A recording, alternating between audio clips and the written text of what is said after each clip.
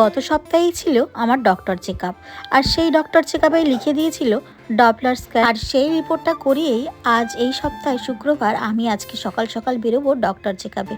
তো কালকেই তোমরা ভিডিওতে দেখেছিলে যে আমরা ডক্টর দেখাতে যাচ্ছি, আর আজকে আমাকে ডক্টর বলেছিল যে ডেলিভারি ডেটটা হয়তো দিয়ে দেবে। তাই সকাল সকাল স্নান ধান করে আমি রেডি হয়ে নিলাম এবং ছেলেকেও স্কুলের জন্য রেডি করে নিলাম। আর তারপর একটা ক্যাব বুক করে নিয়েছি, আর ক্যাবও চলে এসছে। আর ছেলের স্কুলও যেহেতু একই টাইমে, তাই জন্য ছেলেকে স্কুলে নামিয়ে দিয়ে আমরা বেরিয়ে যাব ডক্টর দেখানোর জন্য। আর তারপর উঠে পড়লাম গাড়িতে। আর আমি ছিলাম অনেকটাই টেনশানে, কারণ মনে অনেকটা ভয় আর অনেকটা আশা নিয়ে আমরা আবার ডক্টরের কাছে যাচ্ছি, কারণ আর কিছুটা দিনের মাত্র অপেক্ষায়। আর আমরাও সেই টেনশানেই ছিলাম যে ডেলিভারি ডেটটা হয়তো দিয়ে দেবে, আর বাড়িতে এসেই হয়তো গোছগাছ করতে হবে। তারপর দেখতে দেখতে ছেলের স্কুল চলে এলো, আর আমরা ছেলেকে স্কুলে নামিয়ে দিলাম। তারপরে আবার আমরা গাড়িতে উঠে বেরিয়ে পড়লাম ডক্টর দেখানোর উদ্দেশ্যে। আর 9 মান্থের এই জার্নিটা যে কী কষ্টের মধ্যে দিয়ে যাচ্ছে সেটা তোমাদেরকে বলে বোঝানোর মতন নয়। আর তারপরেও যাতে আমি হাসি খুশি থাকি সব সময়, যাতে আমার মুড অফ না হয়ে যায়, তাই জন্য সেই চেষ্টাই করে যায় আমার বরমশাই। সব সময় আমাকে হাসি খুশি রাখার চেষ্টা করে।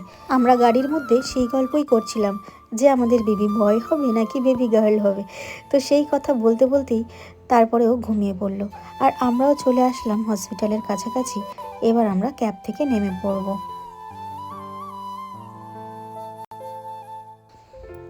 আর তারপর আমরা এন্ট্রি করে চলে গেলাম ডক্টরের কাছে। আর সেখানে গিয়ে তো কিছুটা লাইন থাকবেই, মোটামুটি 7-8 জনের পরে লাইন ছিল। আমি বসেছিলাম, ও লাইন দিয়ে দাঁড়িয়েছিল। আর তারপর আমার নাম ডাকলো, আর আমি চলে গেলাম ডক্টর দেখাতে। আর ডক্টর বলল এখনও 3 সপ্তাহ পর তুমি আবার একটা ইউএসজি করে নিয়ে আসবে, তারপর আমরা ভর্তির ডেটটা জানিয়ে দেবো। যদিও আমি যে ইউএসজিটা করে নিয়ে গেছিলাম সেটা আমার লাস্ট ইউএসজি ছিল, কিন্তু তারপরেও ডক্টর আবার বলল যে তোমাকে আরও একটা ইউএসজি করতে হবে, আর সেটা এই হসপিটাল থেকেই করতে হবে।